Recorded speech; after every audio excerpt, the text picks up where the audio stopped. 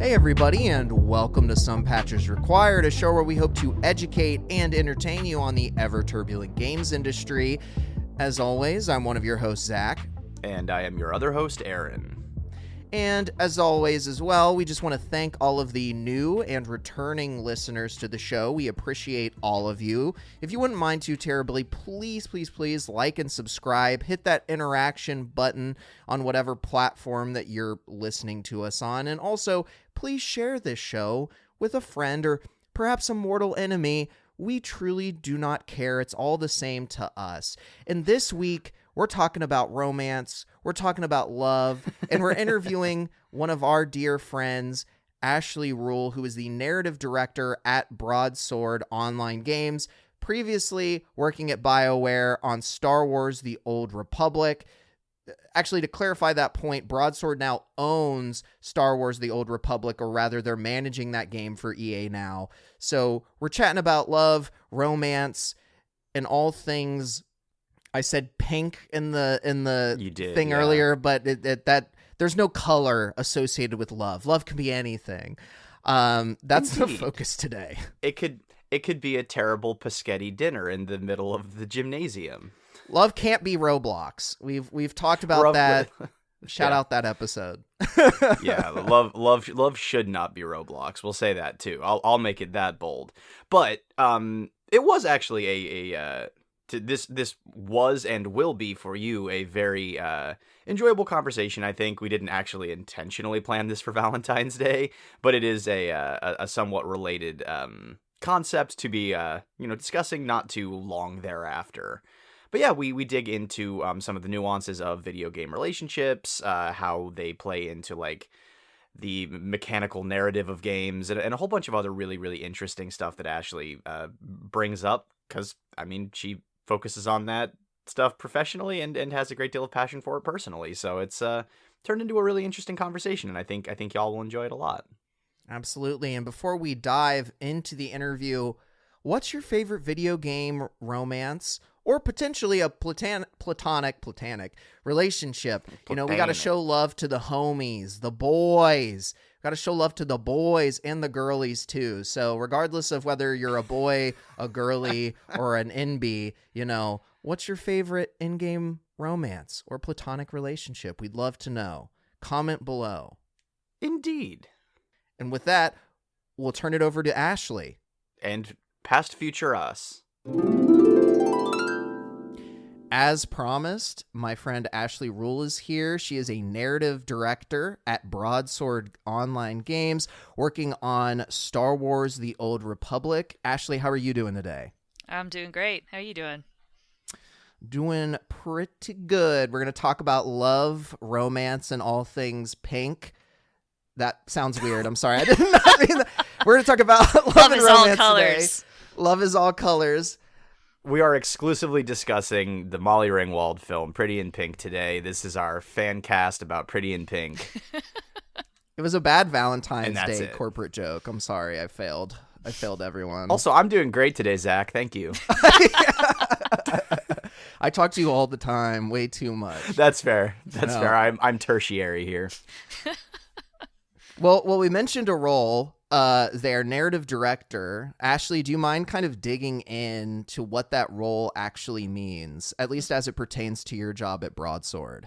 Yeah. I mean, like every job in the industry, in the game industry, I feel like is defined differently by studio. But my understanding of it and my experience of it as a narrative director is I oversee everything that is narrative for our project. And my main job is to make sure the whole narrative ship runs.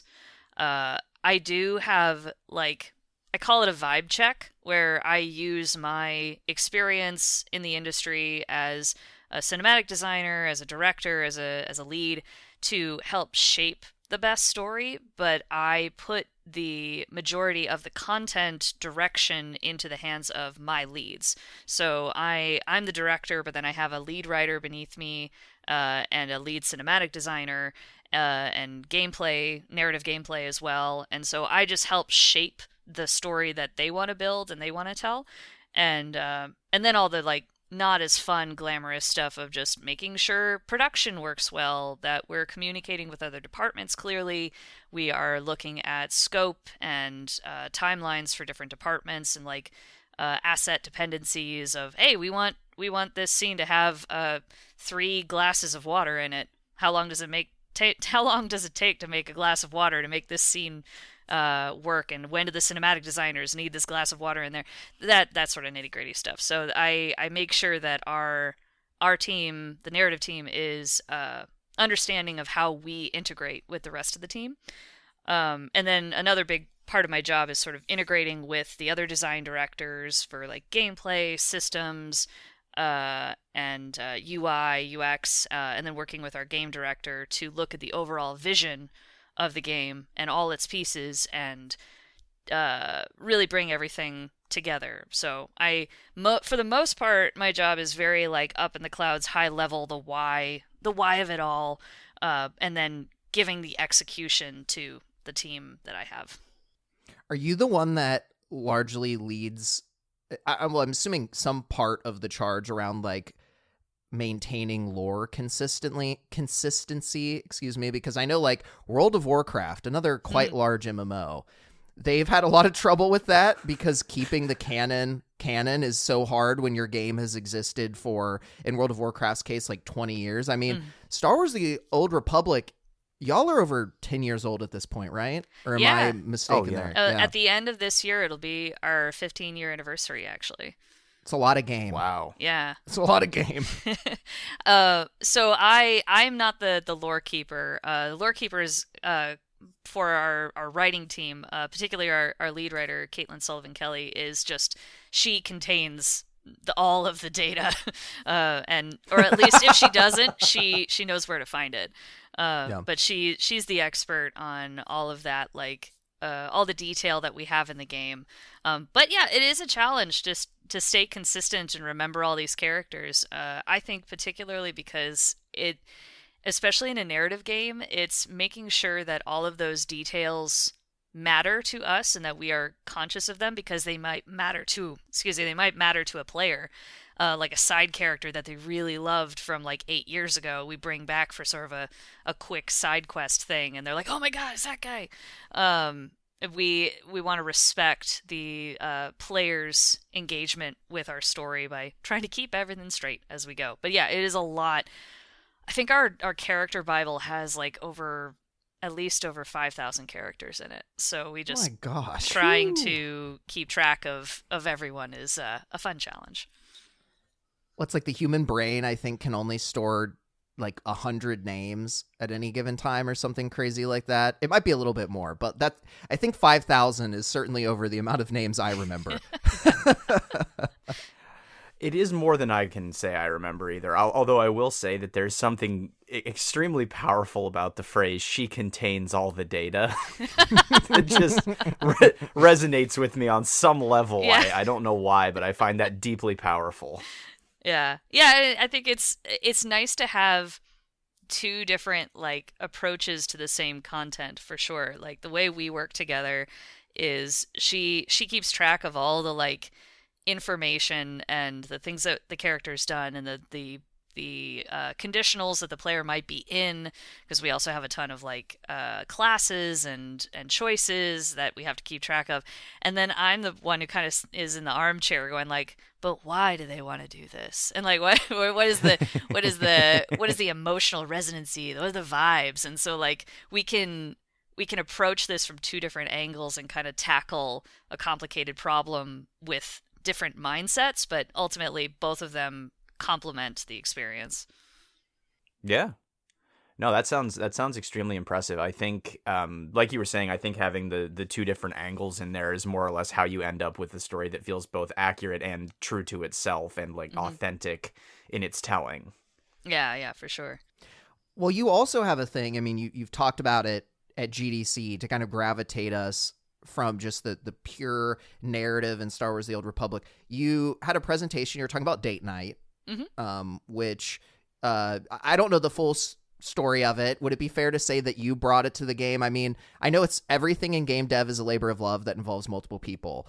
But do you want to chat a little bit about that? I mean, that's kind of what in my mind inspired me to want to have this conversation with you. That and the fact that we've kind of talked around this privately as friends a few times. But I think it's a super interesting, unique idea, at least for MMOs. Thanks. Yeah. It came out of a game jam actually that we had when we were still at BioWare called Side Quest, and they had like right before the holidays, like in early December, they said, okay, we're gonna have a week where you can just make whatever you want. And some people made things outside of the game, some people made things in the game. And this is like across BioWare, and everybody's doing different experiments. But it's basically a week of dev time for you to just experiment with things, which I love that system. And the biggest thing about that is that I think it allows you to reach out to your coworkers and say, hey, let's work on a project together just for funsies. Doesn't have to be shippable, just needs to be an idea that we are kind of like putting together, and it's going to be rough, it's going to be a draft, but it's fun. And so this was something that I first pitched to Caitlin, who was writing at the time. I was the lead cinematic designer, and I was like, in Star Wars: The Old Republic, you have romanceable companions, very standard, like specific companions for different classes, and you can go check in on them and build a relationship with them as you play the larger story. But then after you finish that route, you finish all those scenes and you like confirm your relationship with this person, the content kind of dies down, and it's just, with the content demand of everything else that's going on, it's hard to keep up with that. So I was like, okay, what if we had like a short form content where it's like one scene, one mission where you just get some quality time with your companion. And what I really wanted to emphasize with that was that, one, that your relationship status does not change. There's no like possible breakup or anything like this in this scene. And two, that it gives you a little bit more freedom to role play the kind of relationship you're in versus just always picking the one flirt option. So it's where it's like, oh, well, I'm going to be coy. And you never know. Sometimes that flirt option is going to be super loving and sincere. Sometimes it's going to be like real snarky. And you're like, that's not my character. But this like gave us the three choice option to be like, oh, I'm really sincere and serious, or I'm snarky, or I'm, chiding you in a playful way. And so that was kind of like the idea. And I pitched it to Caitlin, and she was like, yes, let's do it. And back then, it was completely voiceless because we didn't have any voice to speak of for the game jam. So it's more of like a sort of a vignette, a cinematic vignette. And so the other thing that we put in there was just these little scenes that have a big choice in them, where it's like a two-pronged choice that like shapes what the tone of the date is going to be. So like Theron's was, oh, I'm going to, or he's a workaholic. He's just working too much, and he's just there on his data pad. He's like, I got one more thing. And you can either grab his data pad and throw it over the railing, or you can be like, okay, I'll wait. And then he sees that you're upset by this, and then he throws it over the railing. Arkin's date night was he wants to do a duel with you. And this one was really fun because it was like giving the player the ability to be good or bad at something. And so in the sparring match, you could either show your skills or try your best. And if you show your skills, it's like this beautiful dance of two very skilled fighters, and the player ends up winning and like has him on his knees, and it's very lovely and romantic. And the other one is I am just trying to not die as he smacks me at me with this wooden stick, and then you almost die, and then he saves you. But yeah, so those are kind of like the things we wanted to do with date night was just like, oh, we want to make people feel the warm fuzzies. We want them to get to just spend time with their character.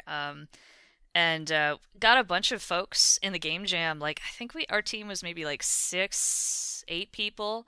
But that was like a whole system of, oh, we're going to make these actual missions with the text, like the quest text and all that. And we like made them functional. And that's when everybody was like, this could be in the game.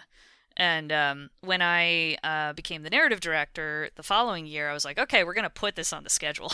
And so it became something I advocated for very heavily. And like, where can we fit this into our production pipeline? And how can we balance this with the other work we do and make sure it's within scope? And then the other thing that I really wanted to include is that it is a weekly mission. The mission itself does not change, but the player always has access to it, so they can play it once a week. Because a lot of players want to replay those romance scenes. If nothing else, for just the screenshots and the videos and the GIFs that they can get of their character with their companion, and that way they also get to see all the choices as well. But that was like, it just felt like a nice way to say, I'm spending time with my companion, with my, romance character, to make it feel a little bit more like a connection that you're building on. Yeah. No, I would say that the concept as it is addresses one of the experiential gripes I have with romances in video games, which is that, a lot of the time, even in ones that, kind of unfold and develop over the course of a longer BioWare RPG or something like that, you pretty much have the one moment where the romance is not building to something but has arrived at the thing. Mm-hmm. And then after that, there's not really a lot of interaction that you can have. I mean, you can still have interaction and still have conversations, and sometimes the tenor of the conversation changes, but the romance itself sort of shifts and dies out and becomes less of a focus. Mm-hmm. So I think it's really neat that you addressed that with something that you can then do, weekly. I think that's just a very clever solution, clever little addition. Yeah. And I wish we could make it so that it changes, like, or develops on itself of like, oh, you made this choice last time and it builds on that. And it's like, that is one of the limitations we have in our development, but it allows you to still kind of experience that content if it brings you joy. And making it a weekly means that you can't exhaust it. So you can only play it once a week, and you can't play it, 20 times in a row and then be like, well, I'm sick of this. I can't do this anymore. You're making me think of all my friends that are like obsessed with Gale from Baldur's Gate 3. There's like a whole crazy pro Gale community. I shouldn't say crazy, they're all lovely, but like it's just insane, all the screenshots I see and all the lore of people's, I think they're called Tavs in Baldur's Gate 3s. Regardless, it's a very, very kind of like interesting thing to watch from the outside. And I got pulled into a Gale romance my second playthrough of Baldur's Gate 3 accidentally. I was playing the exact same character I played in the first one, which is a ne'er-do-well bard, and hell yeah. Yeah, she was amazing. I love her. But Gale just like gave this very like puppy dog-eyed, heartfelt confession of love, and I was like, I guess, all right, we're doing this one. Normally I go for Halcyon, but I was just like, there's something very charming about this boy, even though he has so many issues until you like go through his character story, and then you help make him better. But he is very adorable in a lot of ways, and I understand some of the appeal for him, but people are very passionate about Gale. It's true. And Astarion for a while. Oh yes, I know is getting like a ton of attention. So follow-up question, about designing these romances, or at least how you think about it. So obviously romance relationships, they're super complicated, and every single one looks different depending on who you're with and a bunch of other things. How do you turn that into a satisfying narrative structure? Because like really what I'm getting at is like, what is the payoff, right? Like some games decide the payoff is sex. Some games might decide it's like a kiss. Maybe it's like at a highly emotional moment. Obviously like the vibe of the game probably dictates some of that, right? But that's just a thing where it's like, how do you distill a relationship into something where like there's a very clear like high? I guess there's like some obvious examples that come to mind, but I'm curious how you think about that. Mm-hmm. Yeah, it's like you said, it's very much dependent on the player's expectations of the content, of what they want the relationship to be or where the relationship could possibly go. Like if it's a life sim or something that's considered to like keep going after there's no final curtain. It just lives. And that our game kind of falls under that as well. It's trying to find ways to continuously touch on that connection and make sure that that is valued and that is like important to your story.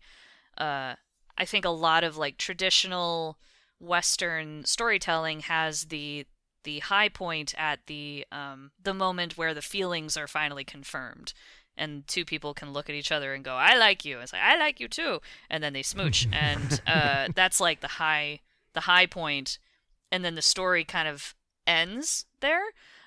If there's like you're up to the ending of the story of the game. I think it's very interesting to look at the like, well, now what? Like, what is that relationship after that, and how can we reflect those moments in meaningful ways for the player, that we can build on. I think one of the unfortunate parts about it is scope. It's like trying to support that for every single romance, every single character. That's a lot of work. You're creating these intimate moments for every single character.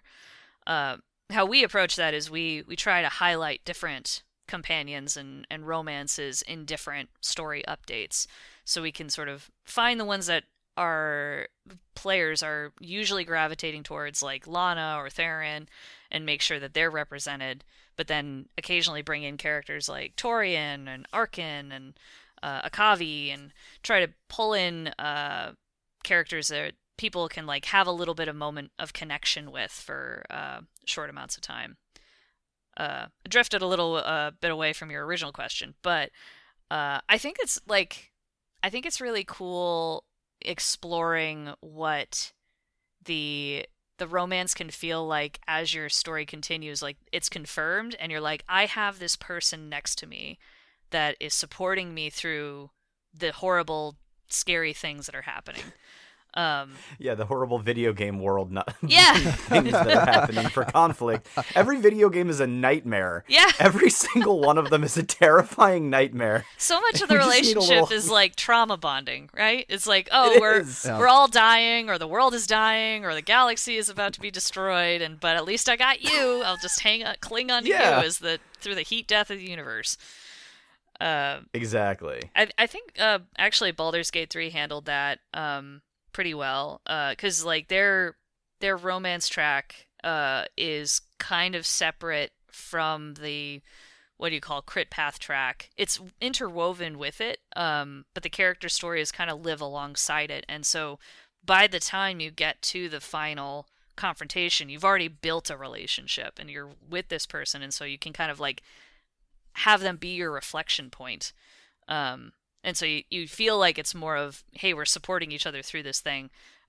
Lot less examples of like, what does that look domestically? Like Stardew Valley, for example, where you build a marriage with someone, and then you're like, well, how is our relationship building after this? Does it keep going? Does it change? It is not. Yeah. It's stagnant. It is adorable, but it is static. It is inert.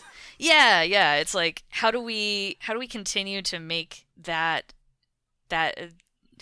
how do you build on that when this is also taking me on another tangent of do you build romances organically with lots of conflict because relationships have conflict in them, or do you build them as wish fulfillment where everything is fine all the time and you get exactly what you want?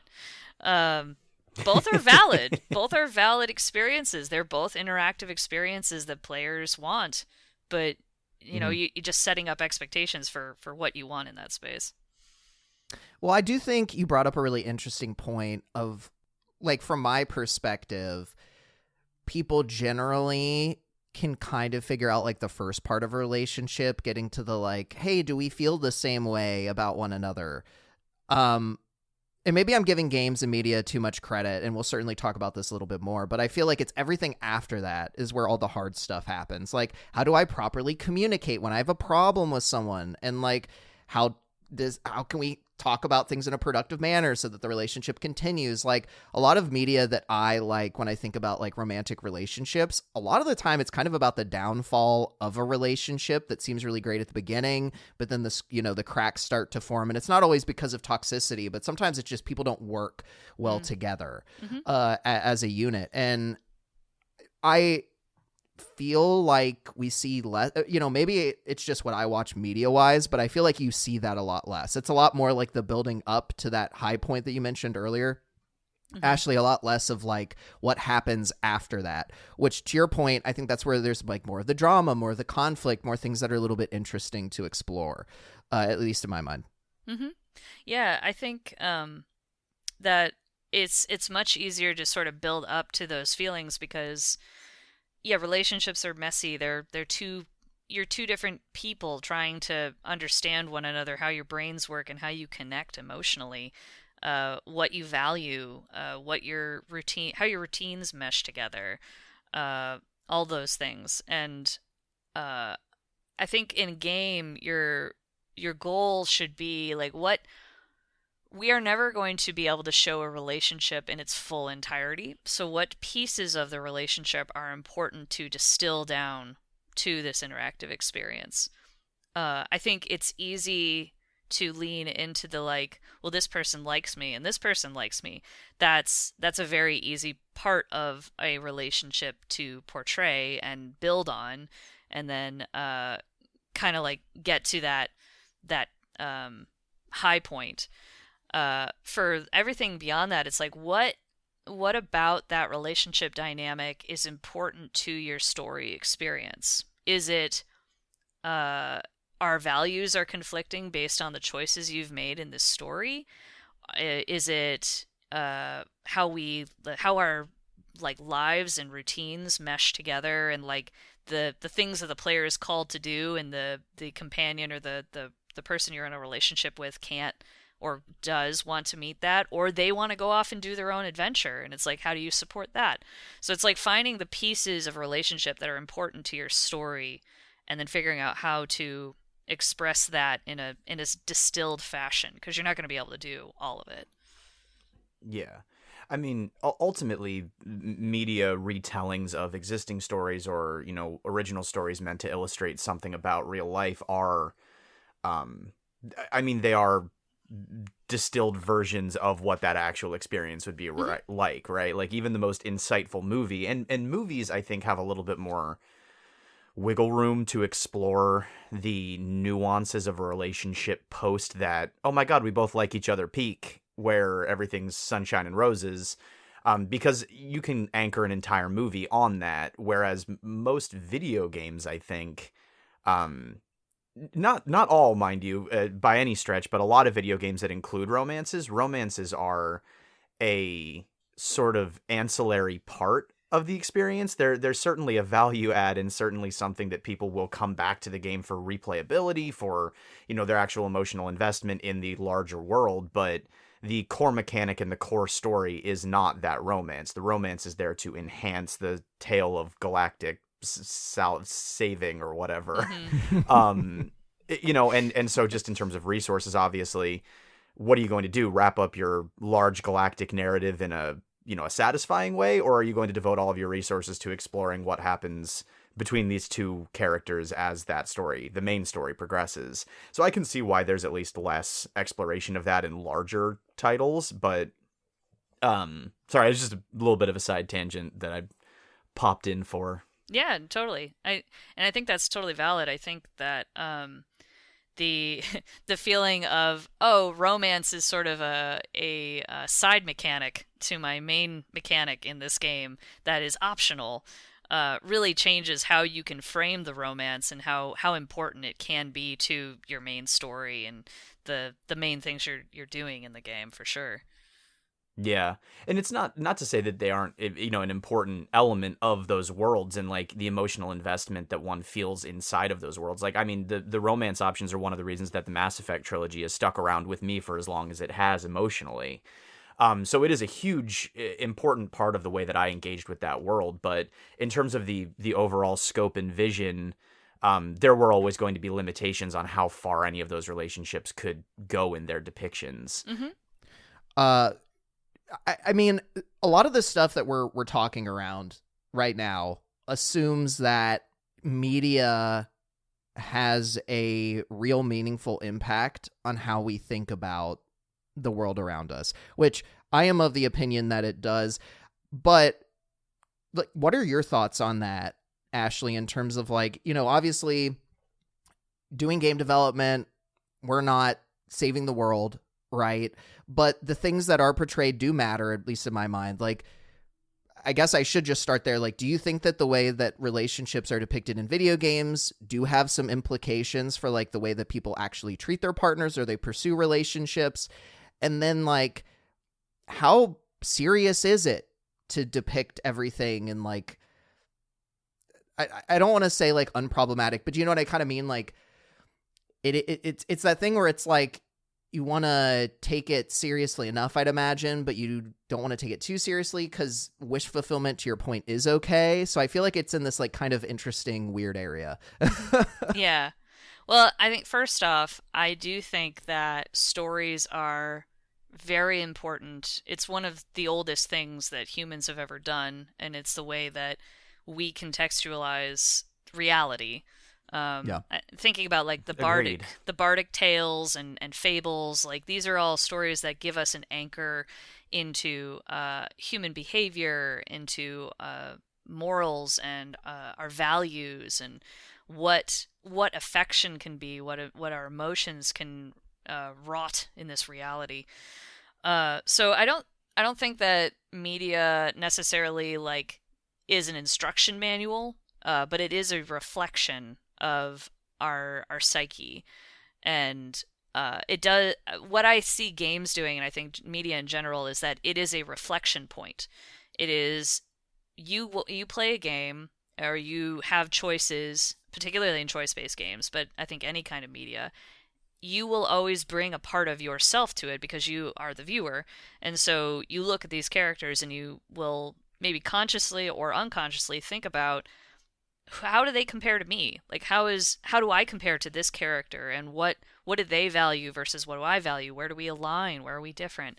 I think choice-based games bring that even more into focus of what choice are you going to make and who's making that choice. Are you making that choice as a player and this is all aligned with your values? Or are you making a choice based on the character you are role-playing as, and say, my character is going to choose this, even though in reality I would choose this. So all of this is like to say that I think it's very important to create these moments of reflection where players can really get to think about who they are. And yeah, like I said, it doesn't always happen, like you're not doing it consciously all the time, but I do think it affects people on a subconscious level that they don't necessarily realize. And to have these relationships, whether they are healthy relationships or toxic relationships or problematic moments, like these are all human experiences if they feel like grounded in some kind of reality where these characters would operate in these particular ways. They are moments for us to sort of play with who we are as people, who we could be, who we think other people are. So it's all just a big psyche playground to me. I think the really kind of interesting thing, and most of where I get my negative opinions around depictions of relationships honestly comes a lot from like anime, which, you know, to a degree, different culture. But the thing that always comes to mind for me is there's a lot of anime that glorifies these very toxic depictions of relationships. And so people have these like attachments to certain like love dynamics from like Darling in the Franxx is one example I have. That's just this like awful relationship with these two characters that want to die for each other and like will give up everything that makes them unique. Well, specifically, it's the guy that will do it for the woman.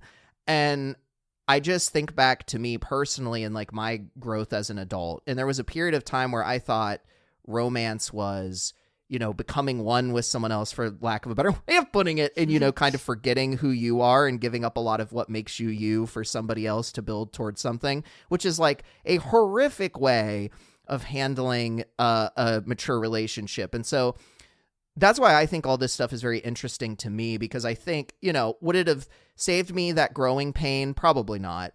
But I don't think that some of the ways that media depicts love and romance and whatever, especially for like younger people that maybe want that like addictive loop of strong emotion constantly, that boom bust cycle, so to speak. Like, I don't know. I don't think it did me any favors. So that's why this is always so interesting to me, because I can directly reflect on like my experience and where media maybe didn't help me out with understanding what was and wasn't healthy. That's fair. Yeah. I think there's definitely a responsibility of authorial intent as a creator to know how you're framing your story, and how, as like, even if your characters aren't saying it, what are you saying as the creator are your values? Like, are you saying this is an unhealthy relationship, or are you glorifying it? Are you treating a character voyeuristically with your camera, or are you treating them with respect? And like, not only do we use the perspective of the characters, but we also like experience the perspective of the creator, seeing what they value in the story and what their perspective is on these characters, even if it isn't like direct in the text. But yeah, I totally get that. I think that there's definitely there's not always a way to help people steer away from that kind of media, especially as you're growing up. To say like, no, that's not healthy, this is healthy. It's like you're going to gravitate towards the thing that, you know, makes your brain happy. And then as you get older, you start to like contextualize things and go, oh, that was not helpful. But I think there is a responsibility on the creator to understand how their own perspective and their own biases reflect on what they think is good and valuable and worth respect and care in the story that they're telling. Yeah, and then I would add just, you know, to sort of bolster that argument, because I completely agree with you about like the authorial intent side of things, because it is not inherently bad by any stretch, and in fact it can be good and helpful to have depictions of toxic relationships and have depictions of bad people, bad characters who do bad things and make bad decisions. Those things are not inherently bad to depict in media, and I don't think any of us were saying that. But the intention with which they are depicted is extremely important, partially because misinterpretations can lead people to, you know, understand your values as being this character's values, or your values just might actually be that character's values, and then you are just putting something cynical and harmful and you know, terrible out into the world, rather than trying to use real traumatic, you know, instances or, you know, bad character dynamics or something to illustrate a larger point, something that is, you know, more true to a positive value as opposed to a negative value. And that's just, you know, the sort of thing that, again, does require some maturity on the participatory side of the audience. You kind of do need to be willing to engage with that material as it's presented and then draw from it the intended lessons. And some people obviously aren't going to be able to do that. But yeah, that is such an important component of depicting any sort of relationship. I am glad that was your part of your big point, because I did want to bring that up. Yeah, for sure. And I think also like I said, we need a responsibility as the creators to kind of give our voice on what we think is the good thing or the bad thing. But we are also we can't hold ourselves to a golden standard of, no, we've already figured it out. We know it's healthy. No. We don't, we are all people and we all have flaws and blind spots, and it's like we're going to make mistakes too. But it is something just to be like, as a creator, as someone who's creating a media that has a message that you're sending to other people, it's good to look outside of your own perspective and try and create something that resonates and is understood by many and is not creating more harm in the world. One thing we didn't bring up, but I have a strong attachment to, and granted, it's been a while since I played them, but you did some work on some Telltale games, one of which is probably, I think back to some of the intro cinematics for Tales from the Borderlands, on a frequent basis. That game has some of my favorite moments, probably in video games in general. But one of the things that I think is kind of unique about that sort of choose your own adventure style of game is I could see, and also I've just played Dispatch, and if I remember correctly, in all of those, there's not necessarily anything that I would say is like depicted as a toxic relationship. And maybe you have a different perspective on this, Ashley, but I feel like that could be a really interesting format of game to explore more problematic like relationship dynamics, because you're kind of handheld through an adventure. You're not, a lot of the player agency is kind of stripped away because it's more a story where you're making different choices about how to be like Reese, who I believe is the main character of Tales. I haven't played in a long time. That's correct. So like, it's, that feels like a very interesting environment to have maybe more toxic relationship dynamics pushed onto you, and then not necessarily portraying it as like a game mechanic where it's like, you're trying to climb the tiers of relationship, like you might in like a BioWare game, to some degree. And I have no hatred for any BioWare games. Dragon Age Origins is one of my favorite games, so. Great game. But yeah, I don't know. I think, what are your thoughts on that? Do you think that's kind of an interesting format of game for exploring that kind of thing? Like, do you agree with that? What are your thoughts? Yeah, I think the big thing with Telltale games is that rather than being thrown into more of an RPG style game where you are building who your character is, you are put into a universe where you are piloting a character that already exists. This character already has values and personality traits and likes and dislikes, and you get choices that are framed around that character. So yeah, I think in that way it is possible to play more toxic relationships, or work through someone's conflict. I think there's more moments to like actually get to see the character that you are playing as grow, versus in a game where you just design the character. It's harder to say like, well, you're a selfish person, and players like, no, I'm not. My character isn't selfish. Why would you say that? And it's easier if the character is introduced to you as like, this is a selfish person. You're like, oh, okay, I can roleplay as that. I can lean into that, or I can lean away from it, even though I know it's my character's natural inclination, and that creates really interesting roleplay options. And yeah, in that way, all the choices that are offered in a Telltale style game is framed around these sort of affordances, these already accepted things about the character that you're playing, so you can then play into that or play against it. I think in that way, that's why the Dark Urge playthrough of Baldur's Gate 3 is so popular, because that's basically you're introduced as you have this ancient evil within you that you can either sate and push, like lean into it, or you can fight it. And so it's like an established thing that you get to role play against, which makes it makes it more interesting, in my opinion. But yeah, I think that those kinds of games can really allow you to roleplay really interesting and different and toxic relationships. But it just has to be, the player has to understand that is the experience they're walking into when they come into it. Yeah. It kind of makes me think, and I know it's a very different style of game presentationally speaking, but it reminds me of what kind of games like Firewatch were going for, which were, a very introspective, decision-based narrative experience. I don't know that Firewatch was a sterling example of handling all of its themes in the best possible ways, but at least as an experience, it was memorable for me as being deeply introspective and really primarily concerned with that introspection as the vehicle for propelling you through the game.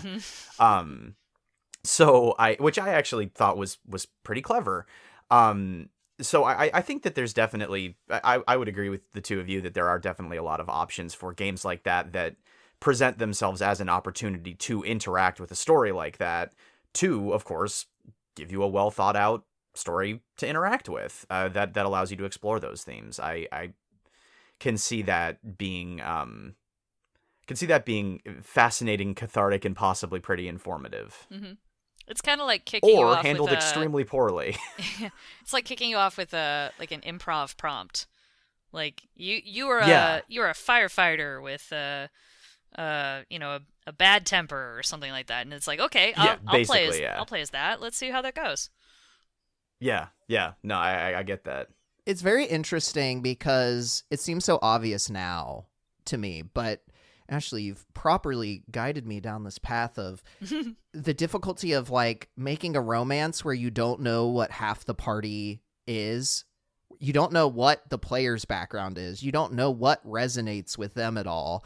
But, if you look at Telltale or any of these other games where you're crafting the character that the player's playing as, and it's not a self-insert, it's easier to make a relationship there because you can have characters that complement an aspect of the main character, or maybe go against it, or can actually provide like a healthy thing or a negative thing, whatever. You don't know that if the character is like a self-insert. So it's basically you're helping the character with things, so their trauma and stuff maybe, but the character can't really give you anything except like kind words in a lot of ways, because you don't have that normal relationship dynamic where like they understand who the player is outside of maybe the actions they've taken in the game. Very interesting. I don't know. Yeah, I think it's a complicated question, but I think my answer, and the scariest answer, is that you release control. It's something that's very hard as a narrative person who wants to tell a cohesive story, who wants to see characters have arcs and growth and conflict and resolution and all these things. It is hard in an interactive setting to know that you are just creating the framework for someone else to tell their own story within it. So when we're building, especially in SWTOR, one of my favorite things is seeing how people attach to their characters, and they build like pages and pages of backstory about these characters and who their family was and what their upbringing was like and how they got into this mess in the first place, and they bring all of that into the role play. And the responsibility that we have as creators is to make a story that gives them a jumping off point to fill in more details about a story they're creating and not get in the way.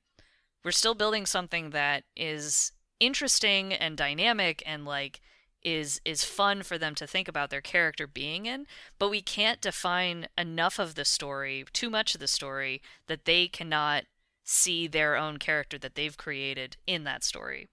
So it's a lot of like it's jazz, baby. You're leaving empty air for them to fill in the details. You're leaving the like choices and dynamics up to the player to decide how they react.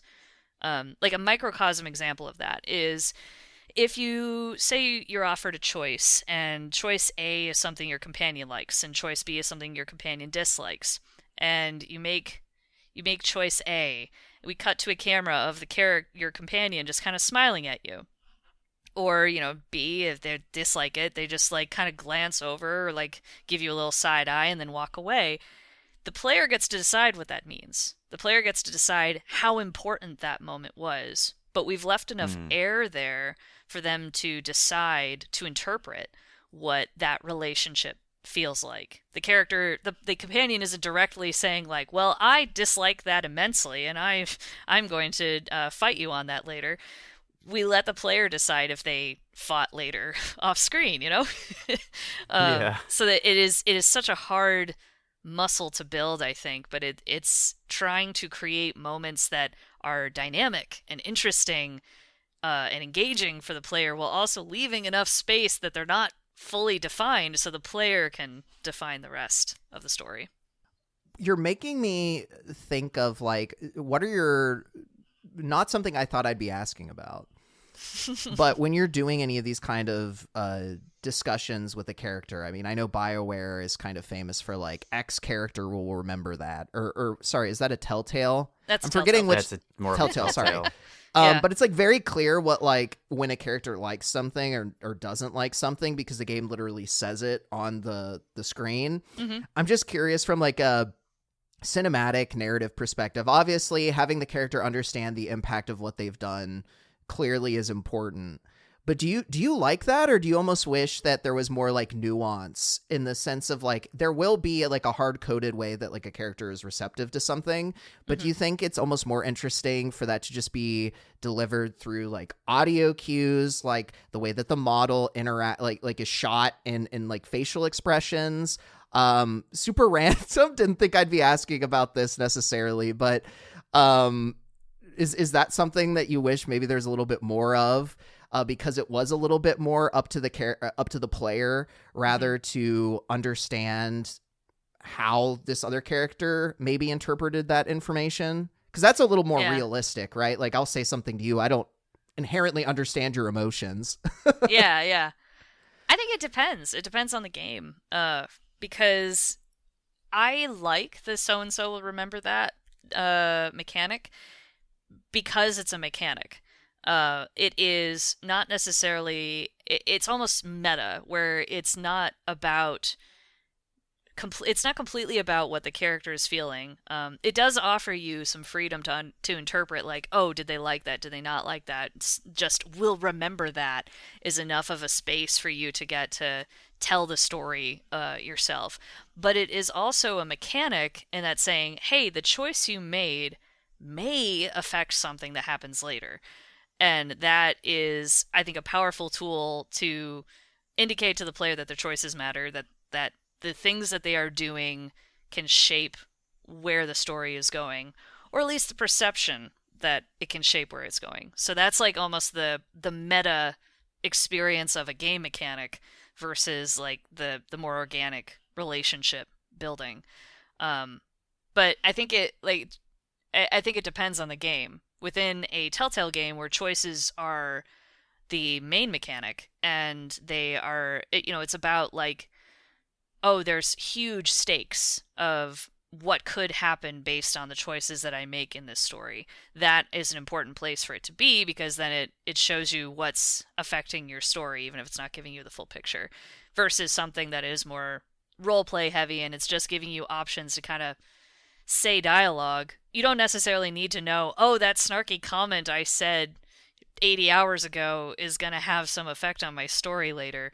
It's just fun to say. It's just fun to like sort of roleplay in that moment and know that that moment is kind of just a one-off, but it gives you a moment to just kind of play, So I like that mechanic in very specific contexts.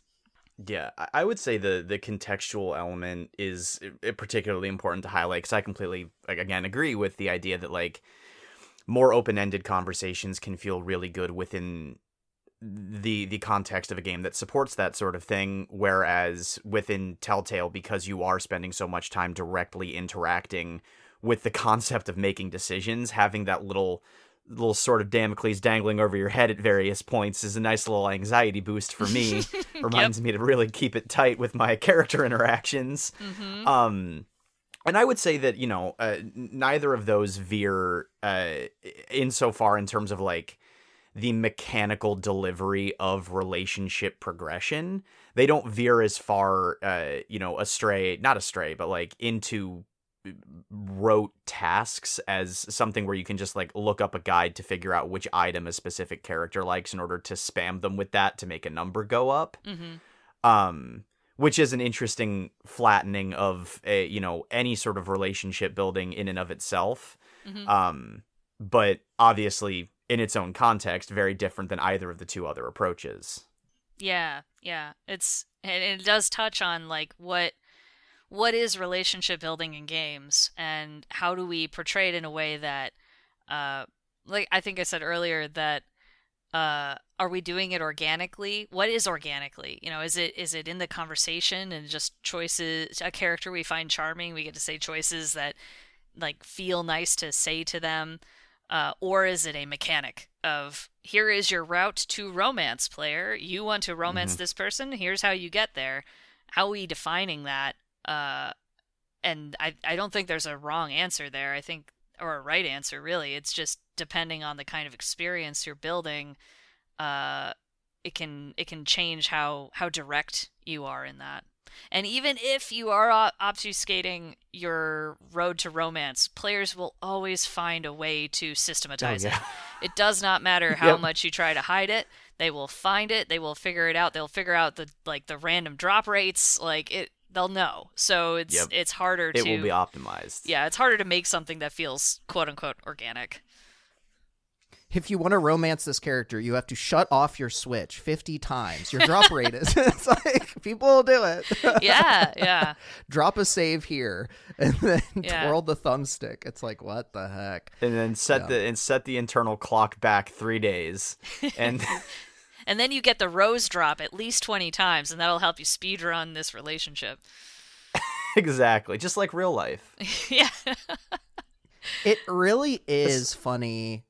And this will probably be one of my last things, just looking at the time, but not even related to narrative intrinsically, but I think it's really funny how players sometimes optimize the fun out of games.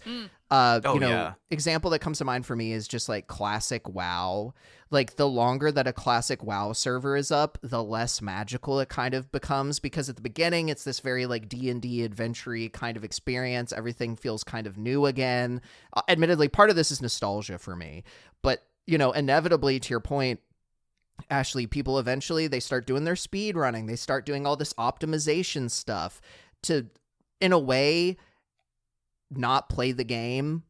I mean, I think that people are playing their own game. They're playing it in a different way. They're gamifying it in a different way. But it's just funny to optimize out some aspects of playing a video game, in my mind. Everybody has fun differently. I'm not judging at all.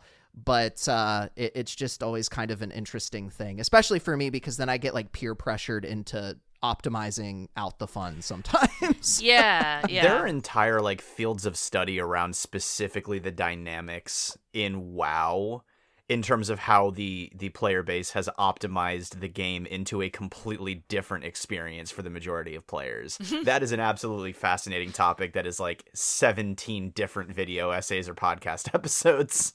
No, it's crazy. Well, and I think that, like I said earlier, I think there's an interesting avenue to explore in kind of related to that of, I mean, first of all, I'll just say you cannot build your experience knowing that some players are going to try and optimize it. You just have to accept that and then make your game for, the larger majority of players that are just going to experience it. But I do think as it pertains to romances, I think there is an interesting way to think about how you build it. Where are you building an experience where the player is role-playing a character who is experiencing the romance? Or are you building an experience where the player is also an author in building this romance? It's something I've been thinking a lot about with enemies to lovers. Because if you want to trying to do enemies to lovers in a lot of games is very difficult, because the mechanic of romance is that you always hit the flirt option. You have to, buy in. The relationship isn't just going to happen. You have to make a choice that gets you into that. So you have to behave in certain ways that are like, well, I'm expressing interest in this character. But if I wanted to build an experience of enemies to lovers, I need to be able to hate them for a long time and then express interest and emotion and like love and affection for them.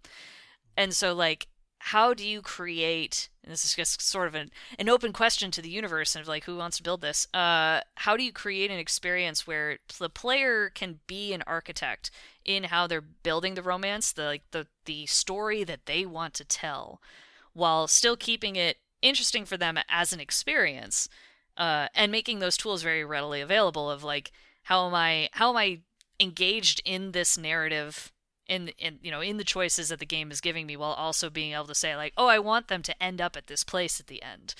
Is that valuable? Is that something that players want to see, where they can like get to decide where their story is going to go? Or do they just want it to be like, well, I want to be surprised. I want to experience a story that other people want to tell me.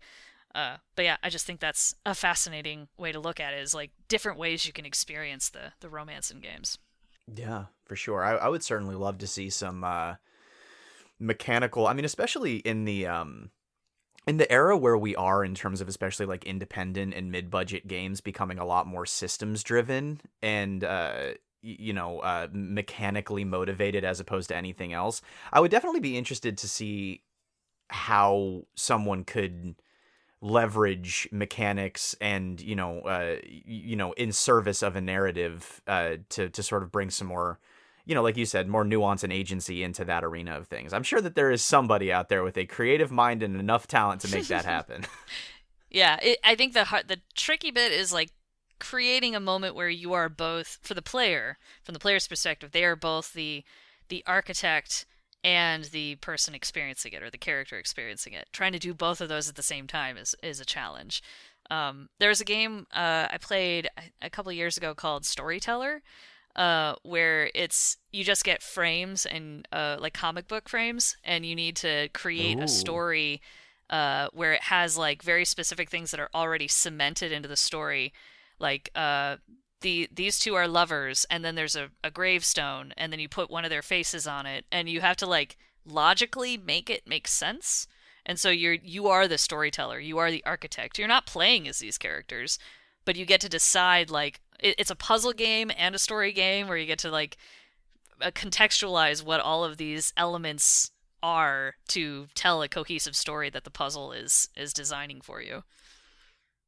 This is why I so desperately at some point in my life want to DM a true like narrative, not so heavy combat like D&D thing. Just because I'm a huge fan of player agency, and when people help you populate the world and provide meaning. Like, I think that's one of the coolest opportunities that like MMORPGs, like you just OG MMOs, so SWTOR, WoW, all these games, like if they were, I don't like, even just like Eve, which I've never played, but the fact that there was a entire war where like billions of dollars in real world money was lost because one side decided that they liked waifus and the other side was so disgusted by waifus that they decided to fight, and real world money was lost. Like, these were just immersive, or not immersive, what's the word I want to use? Emergent, thank you. It was just like emergent storytelling in this universe that happened because players decided to prescribe all this meaning and then act it out in the world. Like, I think that stuff is so cool. But tying it back to the relationship stuff, I would love to actually see some games that like really make just normal relationships like a interesting, more meaningful part of the dynamic. Like, obviously there's companions in a lot of games. We've done that a lot, but like, let's show some love for friendships. I think friendships are actually in a lot of ways more meaningful than even like romantic relationships. So it's like, it'd be interesting to see something that maybe does a lot of the friendship is magic. I know that's like such an overplayed thing in anime especially, but it's like, I like friends. Friends are cool. Yeah. I will say a game I think does that very well is Date Everything. I don't know if you played that one. So it basically you put on these magic glasses, and then everything in your house becomes a anthropomorphized, character that you can potentially romance. But what's really interesting about that system that I love is that not only are you getting to know each of these characters and their story and like get to talk to them and be a reflection point for them for their personality and their conflicts, the end point for each of those is not necessarily date or not date. The 3 endpoints are love, friendship, or hate.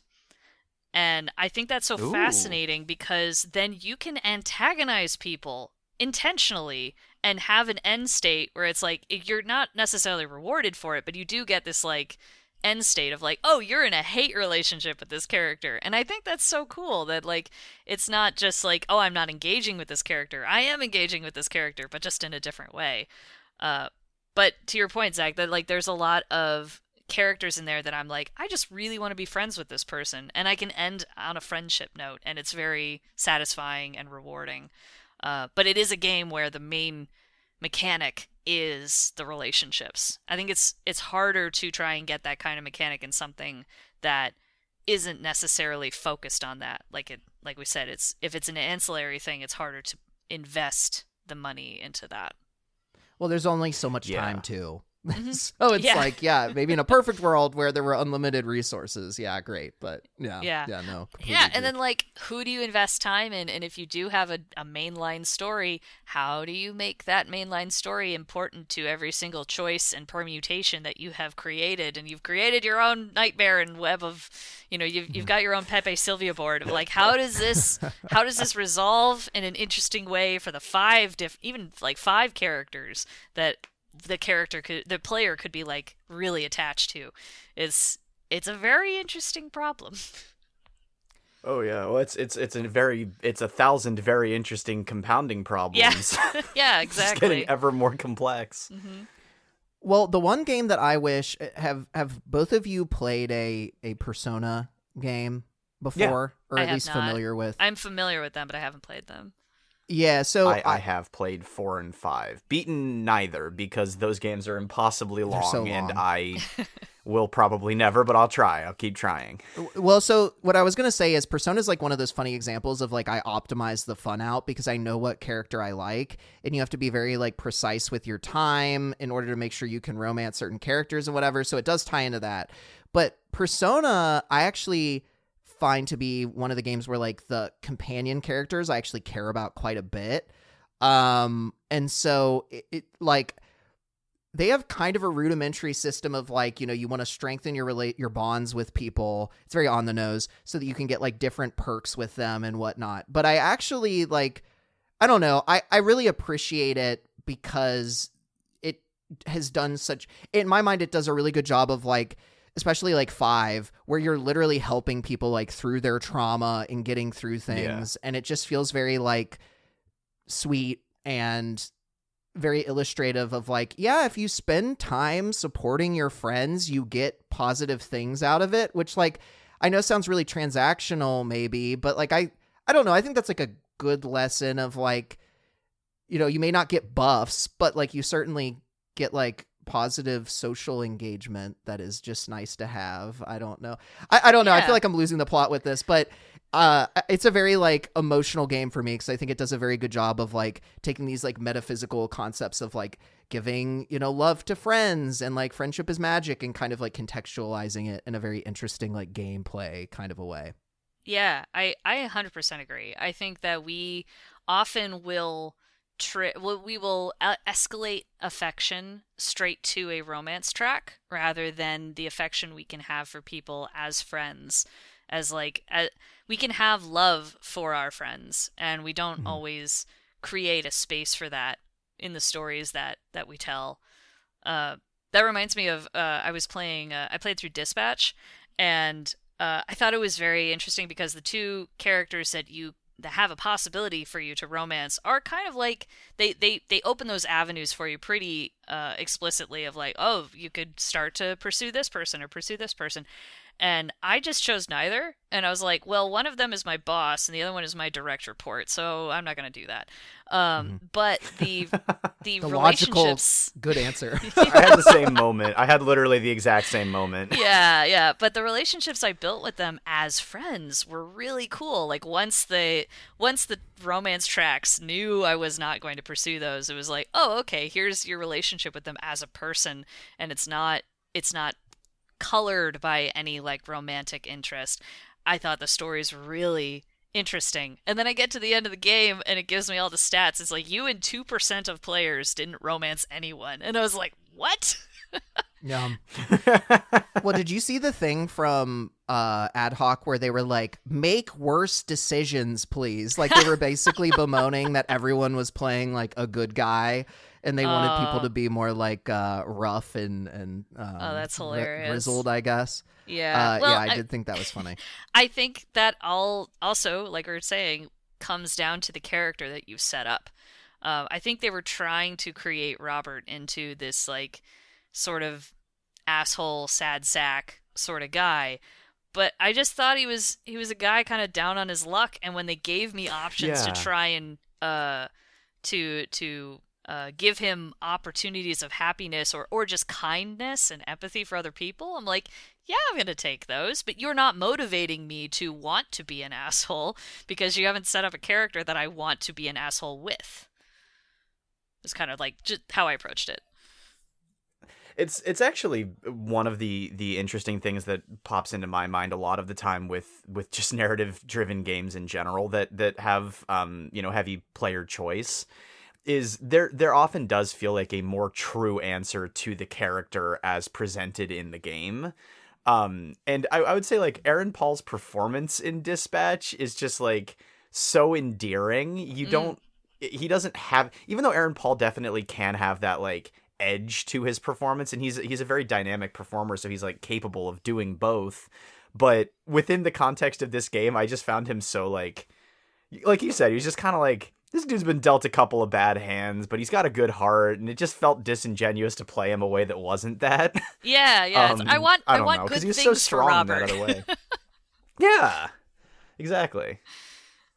Yeah. I've also heard, and maybe I even heard this from you, Ashley, but I can't remember, that a lot of the time for people to like actively make bad decisions, you kind of have to like give them an excuse to do it. Like people often feel uncomfortable, even in these fictional worlds sometimes, like making the bad decisions. So you almost have to be like, it's okay, we encourage you, like there's some level well, of that's kind of like what I social- was saying with Date Everything, like the fact that I get rewarded for hate. Like there's actually a character who is literally the embodiment of hate, and he's very sassy. He's like, oh, look at you.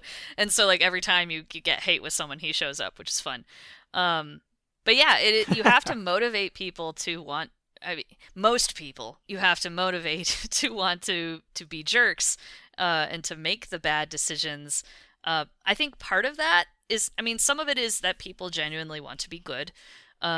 But also it is an optimization thing. It is, well, if I want this ending, I need to say these certain things to have the quote-unquote good ending. So you're less inclined to go down that route. I'll say one notable exception to that is in SWTOR itself, because when a player picks a Sith, they're picking a Sith because they want to be evil. And then they get to pick all the evil choices, and it feels like I, as a person who always goes Paragon, was like, I don't know if I could play a Sith. I don't know if that's my flavor. But then I played a Sith, and I was like, oh, I have like everyone around me is evil, and I can be evil too, but in my own way. I can be evil against the evil people, and so I got to lean into that, and I was like, this is a framework that has set me up for rewarding me for being evil. And that was not a role play like direction I was expecting that I would enjoy, but it was a lot of fun. But yeah, you just gotta you have to create a path that the player can see forward through and say like, you will create an interesting story or an interesting ending based on picking these kinds of choices. Yeah. And for the record, I like Sith more than I like the good guys. I'm sorry. The agent expressing is so your cool. rage and the agent is amazing. There's a lot of really cool intrigue in that storyline. Yeah, it's very you interact with the world, I think, in a lot of very like meaningful ways. So and also I can't remember all the different ones that I've played, and it ultimately is kind of outside the scope of what we're chatting about, but I'm kind of consistently amazed how good the storytelling in SWTOR is. Thank you. Especially given it's so old. I mean, not that people didn't know how to tell stories, 15 years 15 ago. years but ago? Still. Yeah. Well, storytelling is kind of a new thing that we're trying out as a society just recently. So, yeah, it makes sense they would have tightened it up. Never done before. Yeah, and that the project itself is just a Herculean task of, we're going to create an open world that you get to experience. We're going to create stories for each of the worlds you visit, and then we're also going to create individual stories for each of the classes that you play within those worlds and make it all cohesive and make it all make sense. It's like thinking back to the production of this game. It was my first job in the industry. I was a contract cinematic designer at launch. I was just like, I feel like you could not make this game today. The massive scope of it and the ambition of it is wild. I would say, from my perspective, as someone that, I play Final Fantasy XIV, play World of Warcraft, I played a ton of different MMOs. I think okay, that's not fair. One of the major factors that I think leads to y'all still having a game to support that's doing well is the narrative focus and the just ease of being able to play it like a normal video game without having to worry about like necessarily interacting with people, and just the unique way. MMOs are definitely not normal video games, is what you're saying. Yeah. Well, it's like, like each one that really stands out at this point, I think what they're going to have to do to survive, and WoW's doing it, is you have to give people the agency to connect with their characters and build that RPG aspect. That's why Final Fantasy XIV has done so incredibly well. People become so attached to their characters. They do all this stuff that you were talking about like making family trees. The RP community in the game's massive. Like, I think giving people the tools, to your point, to be able to exist in the world and have this character and interact with people if they want to, in those kind of ways, I think that's huge. I think that's the future of keeping a lot of these games alive. So yeah, I think super cool to know someone working on it. Yeah, the more tools I think we can build to help players build their own experiences, the better. It is their own narrative experiences. It's definitely difficult, and it's not going to be a one size fits all. And you also can't create an experience that players can just click through. They have to make the choices to like join an RP guild or engage with other players. Like they have to yes and into it. They need to step into it, and that can be a hard thing, a hard metric to measure, because they're defining their own space within the game. But it is fun to try and think up more ways that we can support that, even if the emergent, the sort of like transient nature of it. I think that's the real magic, because that's actual people connecting with each other. Well, MMOs were like the original social media from my perspective. I think that's why a lot of them did so well. And in a lot of ways, maybe we're less problematic than current social media. So, that's also cool. Well, they were, I would say they were, the social media aspect of it was emergent from the game that it stood on. I think that's probably one of the biggest differences, is that a lot of our social media now is monetized and built to keep us engaged with the engine of social media.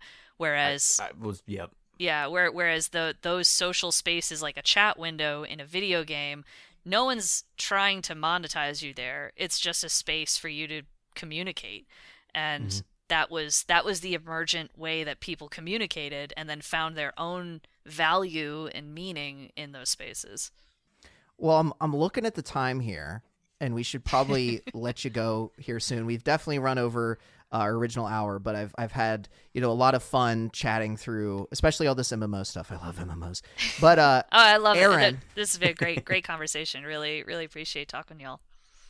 Well, I was just gonna say, Aaron, do you have any questions you'd like to ask before we sign off?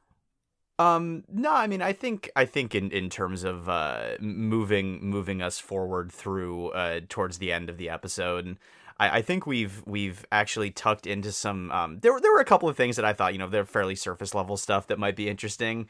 But I think the corners that we've managed to explore over the course of this conversation ended up being a lot more interesting than like, what are some good examples of really bad romances?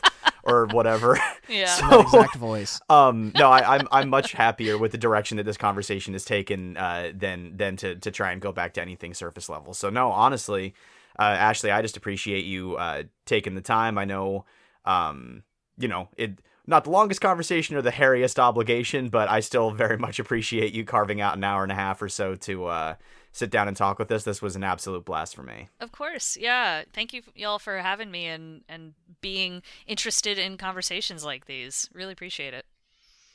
Well, before Always love to have more conversations like these. before we let you go, is there anything you'd like to plug? Anywhere where people can find you on? So, I mean, assuming that you're interested in people finding you, that's not always No a one thing. can find me. I'm Yeah, unknowable yeah. and untraceable. No, that's not true. I'm on Blue Sky. I'm on Blue Sky. That's where I'm at. Beyond that, I did want to mention, if you are interested in exploring more in romance in games, I wanted to plug 2 books. One is Hell yeah. Digital Love by Heidi MacDonald, which is a great collection of authors, creators in games talking about the dynamics of relationships in games and how we can express them better.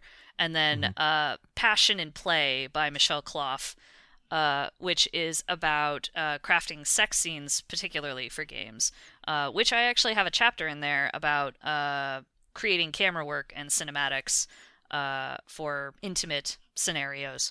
But those are 2 great authors, great books. They both also have a ton of both Heidi and Michelle have talks at GDC about romance, so they are way more the experts on this, but want to plug them as much as possible. You're doing another talk this year, right? Or am I Yeah. mistaken? No, I know what I'm doing. I'm actually doing 2. Well, I'm at GDC this year. 2026. I'm doing a micro talk within the rules of the game GDC talk, where we talk about our one design rule that we follow. So it's about 10 minutes of me. I'm actually talking about choices and the dynamics of choices in games and how choices matter, and if it doesn't matter that they don't matter, just to give a little preview on that. And then I'm also going to be in the new writers Q&A panel as well. Sweet. Awesome.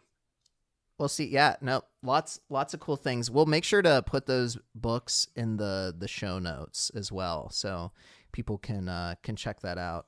But yeah, thanks for taking time to chat with us today. We really appreciate it. Definitely took more of your time than we expected for the recording. I loved it. Thank you so much. This is a great conversation. Yeah, love chatting video games, all things nerdy. An MMO for me. I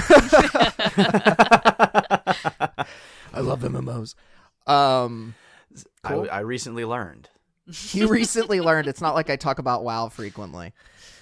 No, I mean, we haven't been doing this show for very long either. No, not 5 years. My God.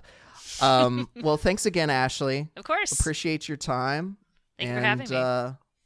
Yeah, until maybe next time. There's plenty of other stuff we can talk about. So yeah, clearly, absolutely. Yeah, we can just talk for hours. I would. Well, I hope that all of you enjoyed our conversation with Ashley. We understand that in very typical SBR fashion, it did go a little bit longer than an hour, which is completely fine. We had a lot of fun, especially towards the end. I think we were vibing a lot with just talking a little bit more generally about, relationships and game narrative and whatnot. But I found the conversation to be very, very fruitful, very interesting. It's not very often that I get to talk about love when it's depicted in video games. Yeah. Like I kind of mentioned at the top, and as I'm sure you've now heard if you did listen to the whole episode, there's a lot of fun little nuance bits in there, and I am always extremely happy to talk about game narrative in any way, shape, or form. It's one of my favorite things Same with raindrops on roses and whiskers on kittens and all that fun stuff for the crowd that is definitely not young enough to probably listen to this show. But anywho, thank you very much is my good Sound of Music reference for the day. But yeah, a massive, massive thank you again to Ashley for taking the time and coming on to the show to talk with us. Really, really appreciate that, and I hope you all did enjoy it as much as we did, because I definitely had a really good time with this one. Yes, thanks Ashley for taking the time to chat with us. It was a fantastic opportunity to talk a little bit more about game narrative in a very specific romance relationship kind of a sense, and we'd love to have you on the show again at some other point. Absolutely. And while we're thanking people, I was actually just kind of on the verge of thanking Beach Girl. Would that be acceptable to you, Zach? I think so. Fair enough. I love the music of Beach Girl. And for a while, when their music was slightly more findable on various different streaming platforms, it was constantly in my Spotify Wrapped, like every single year. But now, Beach Girl, who is also the provider of our wonderful intro and outro music, does still have an online presence that I encourage you to check out on platforms like SoundCloud, Bandcamp, Spotify, and YouTube, as well as a handful of others. But their music is a little bit more. You kind of have to look a little harder to find it, which is a little bit challenging, but absolutely worth it when you do stumble across it. So do please go check out Beach Girl. And do a favor to your ears. For your ears. At your ears. With your ears. Beach Absolutely. Girl. All of the above. And if you want to do a favor for your eyeballs, get in that sensual mood, you should check out Mosscat Market. I'm kidding. Only in the sense that I don't think Mosscat Market's releasing a bunch of lewd art. No. But, I don't know. Maybe it's changed. And I certainly don't want to send a bunch of you horn dogs over to my friends. So all jokes aside, Mosscat Market is a dear friend of us and the show. And we appreciate the artwork that they contributed for like our logo design, our original color palette, all that jazz. So please, please, please support Mosscat Market. And by that, it's mostly going to be following on Instagram. I believe that the Etsy page associated with her artwork is no longer available, unfortunately. But make sure to check them out. And as always, thank you, Mosscat Market, and thank you, Beach Girl. Indeed. Of course. And while we're at it, thank you, Zach. Thank you, Aaron. This has been fun. You're welcome. Yeah. Are Aaron and I in love? You may not know. Enemies to lovers, as Ashley.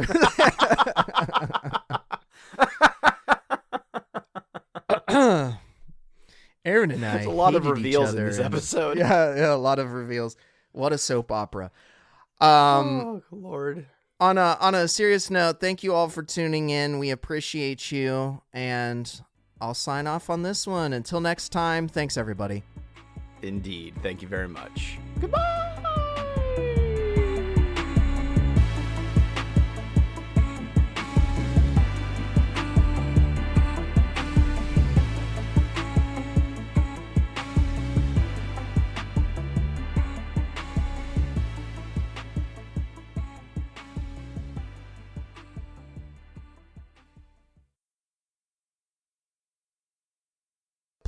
Platonic. Platanic.